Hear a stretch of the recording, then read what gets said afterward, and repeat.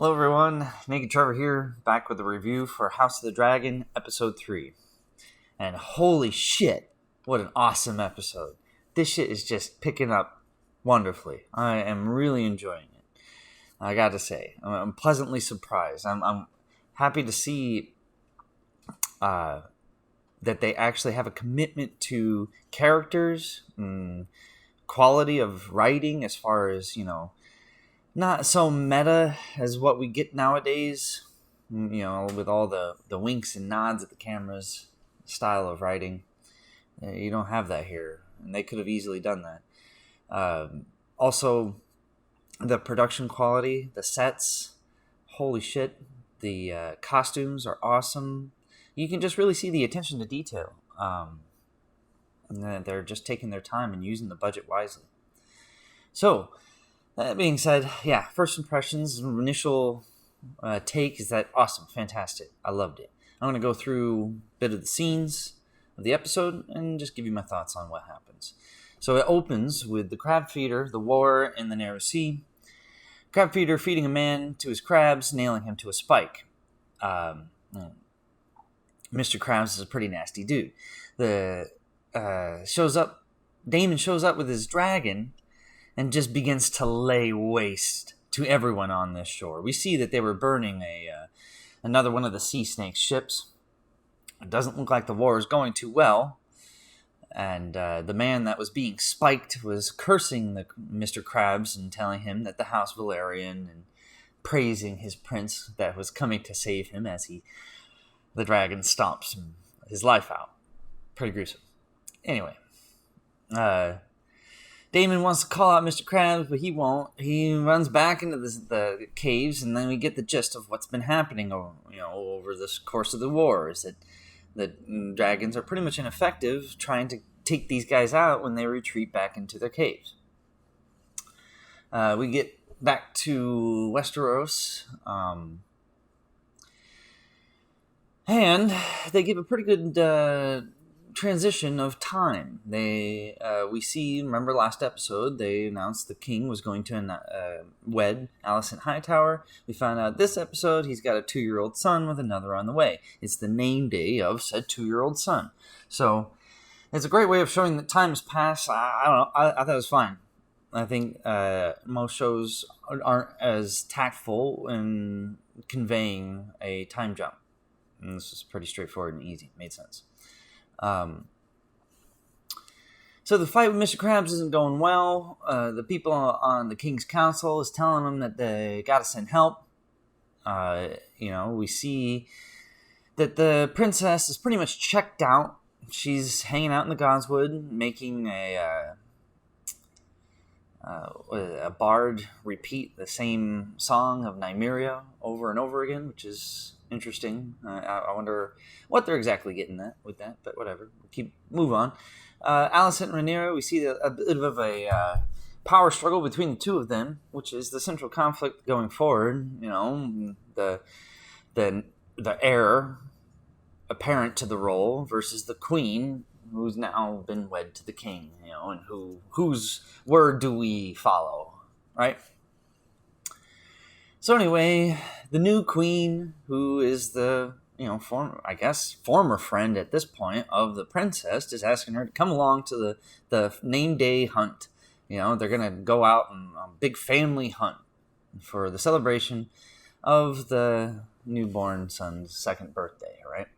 And they're all very upset about it, or I should say, the princess is very upset about it. She doesn't want to do it, right? We get to the camp.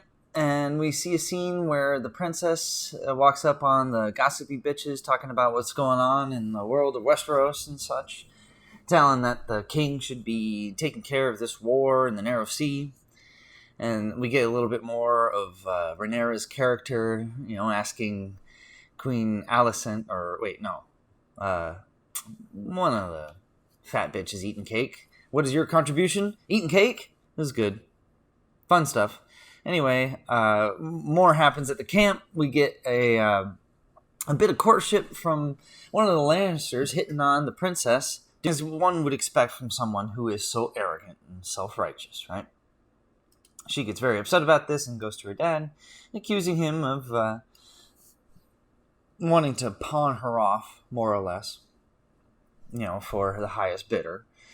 And the king says that, well, him being arrogant and self-serious, that the two of them would have something in common. And this is more of the writing that makes sense, the kind of humor that makes sense, this kind of stuff you want to see, where it isn't so on the nose, subtlety, better.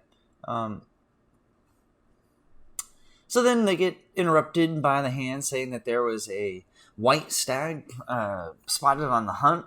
The princess runs off, and she's very upset, the whole thing, because she doesn't want to get married, and her dad's telling her that she has to get married. Even she isn't above tradition, and blah, blah, blah, right? And, of course, she just doesn't want to be forced. She wants to have a choice in the matter, which is understandable. So she bails, she runs off, gets on her horse, and Sir Criston Cole runs after her, and this is the night that she had named the one that actually had experience in battle and such. And we see that the two of them have developed a relationship over the 3 years, right? He goes after her, and she has a little speech about her feeling toothless, and he claims that how could she be toothless? And she gave him the position he's in, the greatest deed that his house has ever been bestowed, right? Being part of the king's guard. And it wouldn't have happened without her. So, it just gets a little bit more of character development for her, that she shouldn't be so down on herself and realize that she does have more power than she realizes. Anyway, it's good stuff. We get back to the king. The king starts drinking. You see that the decision on his heir, making Rhaenyra his heir after now he's had another son, or a son that lived, I should say. And it's beginning to weigh on him, and he begins to drink. The Lannister that was spurned by Rhaenyra shows up with a spear and proceeds to put his foot in his mouth, assuming that the king would name his newborn son the heir instead of Rhaenyra, right? And we get a little bit more of development of the king. We like the king. I mean, he's fantastic. We see that he has convictions, and he wants to stick to them. He starts to second guess himself, but who wouldn't in the situation that he's in? It's good stuff. Anyway, after Lannister comes the hand. He returns, and he begins to give more suggestion on the predicament that is Rhaenyra and her, who she is to be wed, right? So the hand then suggests that the king betroths his daughter to his son, which is disgusting. But perhaps intelligent move, would, like he says, stop all of the advances from the various houses and, concentrate their reign, more or less. Anyway, the princess and Sir Criston Cole set up a little camp. We have the Sir Strong, the lawmaster on the council. He comes up and he begins to suggest to the king more on who Rhaenyra is to wed.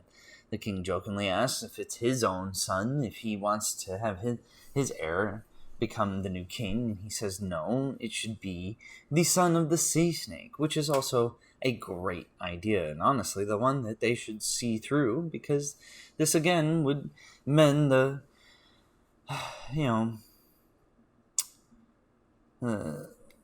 mend the ties that were broken, between the two houses, the House Valerian and the House Targaryen. So anyway, we get back to the princess and Criston Cole, and they're blah, blah, blah around a campfire, a little bit of ha-ha-ha, and a boar shows up. The wild boar attacks them, and the two of them work together to kill him. Now, this is this is awesome. I think it's fantastic. And, it shows the princess, she's obviously upset and taking out her frustrations and aggressions on killing this boar. It's good stuff. Anyway, the king continues to drink and confess to his new wife he hid the prophecy like a dream, and now he feels responsible for his wife's death, claiming what if he was wrong. Driving home in his mind, the choice of his princess was correct. So, he feels guilty for the death of his wife, trying to push a son upon her, making her go through all of that. Have 5 children in 10 years with only one to survive. It's pretty terrible. Anyway, again, more development from the king. We see that he does feel guilt about what he did, putting his wife through all that, and he was possibly wrong. So the next morning, we have the king's hunters finding that they didn't find the white stag, but they found a large stag. So, good enough, right? So they decided they're going to spear this one. The king, and this I thought was interesting, what they show with the king. They're holding it together as the king speared it. And the king wasn't able to spear it right away. It took him 2 tries. And it just shows that, it's like a metaphor or perhaps allegory of like the king being able to make a correct decision the first time. Misplaced decisions. Getting the spear in the wrong spot. Whatever. If that's what they were going for. I'm not sure. Anyway, next we get the princess and Criston Cole with their kill of the wild boar heading back to camp. The princess, she's covered in blood. It's fantastic. And on their way back, we see that she spots the white stag that her father's hunters wanted to kill. Criston Cole whips out his sword, but the princess stops him. Like he was going to be able to do anything to the stag anyway. But whatever. Would have just ran off. I thought that was kind of interesting.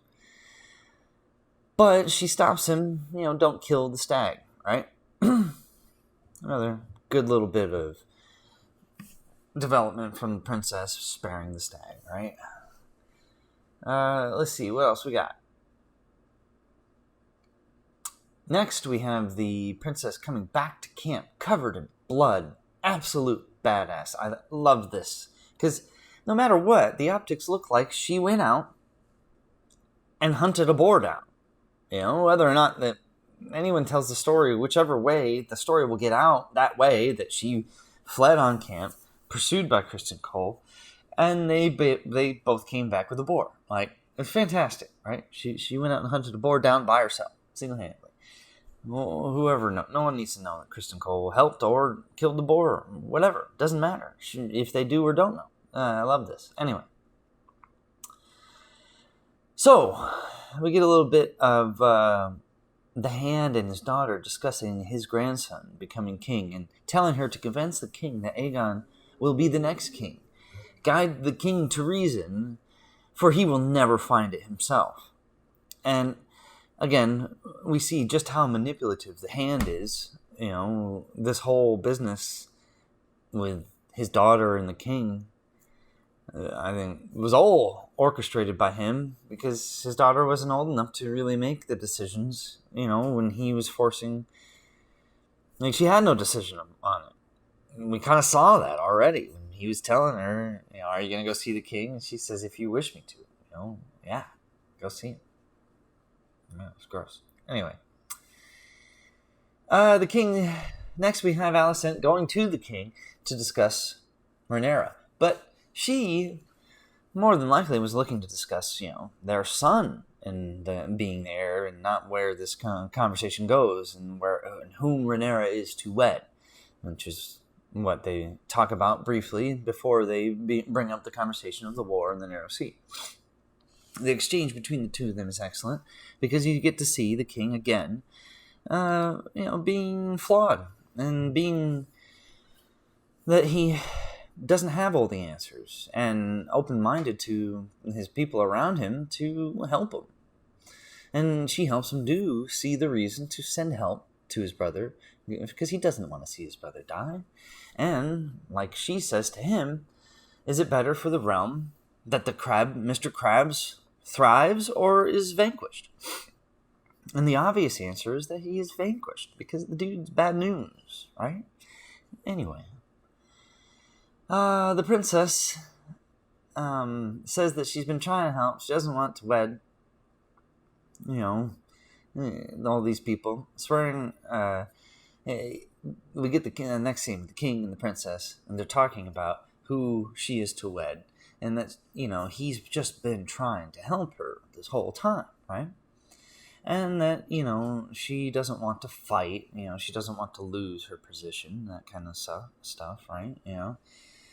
And in the end, he swears on her dead mother that he won't unname her, and telling her that she can choose whomever she wishes, for that's what he did. He followed his heart, and that's how he ended up, again, trying to tell his daughter that he loves Alicent, and that she shouldn't hate her, Anyway, it's good stuff, and at least we get to see this again, that the king has, no matter what happens, because we know what's going to happen, the king's going to die, and no matter what he said, that's just it. It ain't gonna matter. He's gonna be dead, and that's what's gonna be the fight. Everybody gonna be fighting because it ain't gonna matter what he said. And the firstborn, being the heir, is gonna be what everybody wants to side with. But if I remember correctly, in the next episode with the trailers for what's going to happen, it may not even matter. Anyway, let's move on. We get back to the war. It's not going well. We have the Sea Snake, his son, and his brother all discussing what is going to happen, or what is happening, I should say. And this is, again, I love what they're doing in the show. It's little things like this that I really like, is when they do unique cinematography and actually have a unique presentation that stands out. This is good stuff. Everything nowadays just looks like an MCU clone. It all has the same over-polished look. This shot, where we hear the Sea Snake and his son talking about the war, and it's zoomed in on the stepstones, and you see catapults and trebuchets taking out 3 of the Sea Snake's ships that are sailing towards this other land in the foreground, where the camera continues to pan out to. And we get to see this whole thing transpire. We literally see a ship sink before our eyes as the camera comes back and back and back further, until we see that they're standing on the cliffside watching this and discussing battle tactics. And all the while, Daemon on top of Caraxes is in the back. It's awesome stuff. It's just fantastic. He comes in, he lands, not saying a word. He rolls up. They're still discussing. Now, the Sea Snake's brother has a moment where he sows a bit of mutiny, yelling and screaming, if the king won't follow his own brother, won't help his own brother, why should we, right? And then we get a bit more of seeing just how honorable the Sea Snake is. I really do like this character, where he says, I don't care, if you are my brother, I won't have you sowing mutiny within the ranks. That's it. Period. The end. It's just, shows good stuff. Respectable character. Anyway. Okay, so Daemon sits down on Caraxes, strolls up, not saying a word. And then in this very same moment, his brother's messenger, carrying the king's word of help and aid, comes up. He doesn't read it out loud. He just holds it up. He reads it. And then he takes his helmet and proceeds to beat the messenger down. Oh my goodness. What fantastic, right? Now, the scene transitions to Daemon on the beach. And prior to this, we had the 3 of the Valerian house discussing the battle tactic of sending someone in on this beach to draw out Mr. Krabs and his crew, basically being bait, like a death march, right? And to go out there, who would do it? And of course, they're suggesting that Daemon do it, and he would be the only one with the the balls to do it, crazy enough to do it, and the ability to do it, right? And if he goes in without his dragon, they'll be fooled into thinking he's defenseless, right? But he wields Dark Sister, and this is an awesome scene. So he comes up, and it's like he's giving himself up. He gives up his sword, gives up his dagger, but in this moment, it's all a ruse, and he begins to murder everyone on the beach. Now, you could argue, come on, everybody wants to fight him one-on-one. It's like single file fighting. Like, what is this? And yeah, sure, but it's fun. I'm going to forgive it, because it's a fun, good time, right?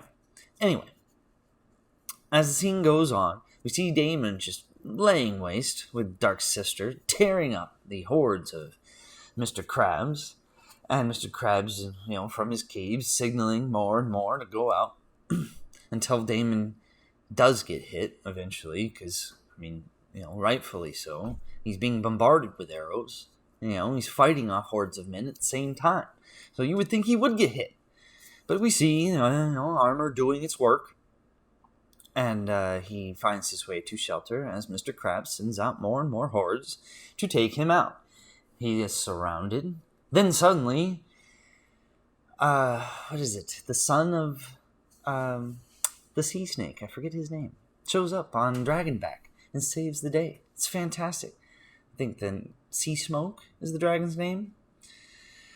Anyway, he shows up, laying waste to all of these hordes, and then we get an awesome battle on the beach because the cavalry also shows up with the sea snake and his army.